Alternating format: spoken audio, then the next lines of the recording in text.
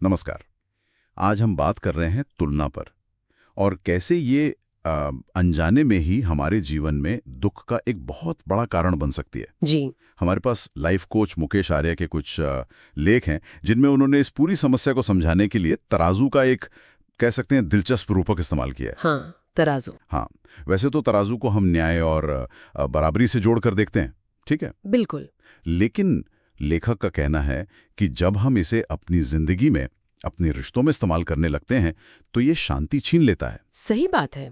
आइए इसी पर थोड़ी गहराई से बात करते हैं कि ये तुलना का तराजू ये कैसे काम करता है और क्यों ये इतना नुकसानदायक है। हाँ, बिल्कुल। इन लेखों में बताया गया है कि कैसे हम अक्सर, देखिए, खासकर परिवारों के अंदर बहुत छोटी छोटी रोजमर्रा की बातों पर एक दूसरे को तौलना शुरू कर देते हैं। जैसे मिसाल के तौर पर किसने क्या पहना है, किसके बच्चे ज्यादा अच्छा कर रहे हैं स्कूल में, किसके पास क्या गाड़ी है, मेरे पास क्यों नहीं। ये सूची तो मतलब अंतहीन हो सकती है। हाँ, ये तो है। और ये सिर्फ बाहरी चीजों तक ही नहीं रहता है ना, व्यवहार और क्षमताओं की तुलना भी होने लगती है। वो इतना होशियार है, मैं क्यों नहीं। अच्छा। उससे सब कितनी आसानी से मिल जाता है, मुझे क्यों नहीं, ऐसी बात है। और लेखक के अनुसार यही छोटी छोटी तुलनाएं धीरे धीरे मतलब एक आदत बन जाती हैं और फिर हमारे पारिवारिक और सामाजिक जीवन में गहरे दुख की वजह बनती हैं। एकदम। ये सिर्फ मनमुटाव तक ही नहीं रहता बल्कि स्रोत बताते हैं कि ये रिश्तों में दरार डालने से लेकर डिप्रेशन जैसी गंभीर मानसिक स्वास्थ्य समस्याओं की जड़ तक बन सकता है। जी हाँ। ऐसा क्यों?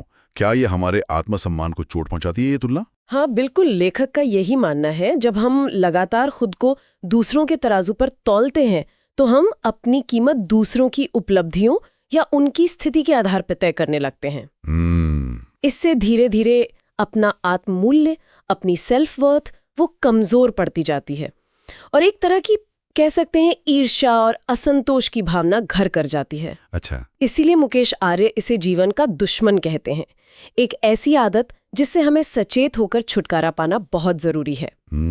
और मुद्दा बड़ी बड़ी बातों का नहीं है, बल्कि उन छोटी छोटी रोजमर्रा की तुलनाओं को रोकने का है जो जहर की तरह फैलती हैं। ये वाकई सोचने वाली बात है कि कैसे एक सामान्य सी लगने वाली आदत इतना गहरा असर डाल सकती है।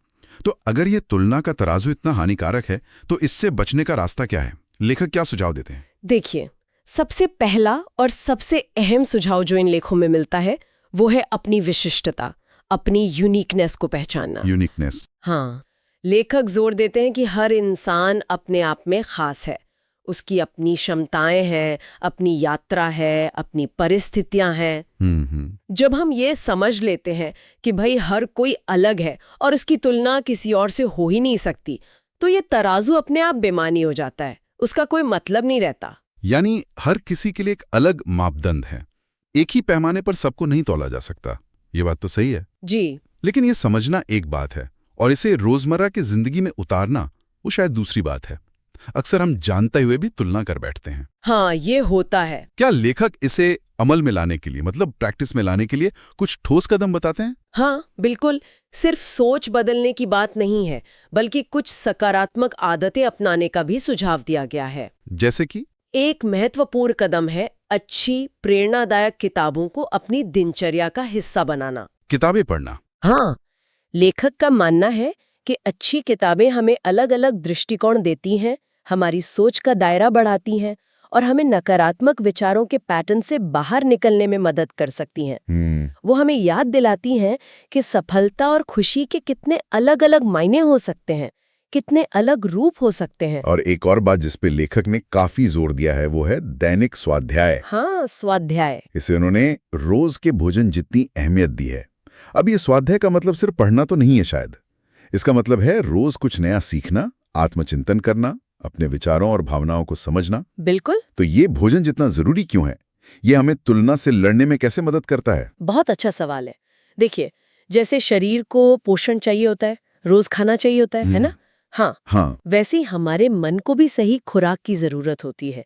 लेखक के अनुसार स्वाध्याय वही मानसिक पोषण है। अच्छा, मानसिक पोषण। हाँ, जब हम रोज खुद पर ध्यान देते हैं, अपने अंदर झांकते हैं, कुछ सीखते हैं, तो हमारा ध्यान बाहरी तुलनाओं से हटकर अपनी आंतरिक ग्रोथ पर जाता है, अपनी बढ़ोतरी पर।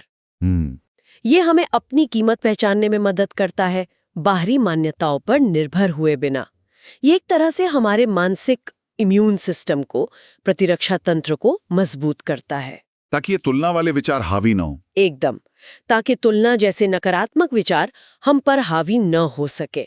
ये आत्ममूल्य और आत्म सुधार पर ध्यान केंद्रित करने का एक सक्रिय तरीका है। तो कुल मिलाकर इन लेखों का सार यही निकलता है कि दूसरों से लगातार अपनी तुलना करना, खासकर वो भी छोटी छोटी बातों पर, हमारे लिए मानसिक अशांति और दुख का एक बड़ा स्रोत है। जी हाँ। और इस अदृश्य तराजू को अपने जीवन से हटाना होगा और इसकी जगह अपनी विशिष्टता को पहचानने और आत्म सुधार पर ध्यान केंद्रित करने की जरूरत है। सही कहा। जिसके लिए अच्छी किताबें पढ़ना और दैनिक स्वाध्याय जैसे कदम मददगार हो सकते हैं। बिल्कुल सही। और अंत में सभी सुनने वालों के लिए एक विचार छोड़ जाते हैं। हाँ, अगर हम सब ईमानदारी से सोचें तो रोजमर्रा की वो कौन सी छोटी छोटी बातें हैं जिनमें हम अनजाने में ही सही खुद को दूसरों के तराजू पर तोल रहे होते हैं, और वो कौन सी हमारी अपनी अनूठी खूबी या विशेषता है जिसे हम शायद इसी तुलना के शोर में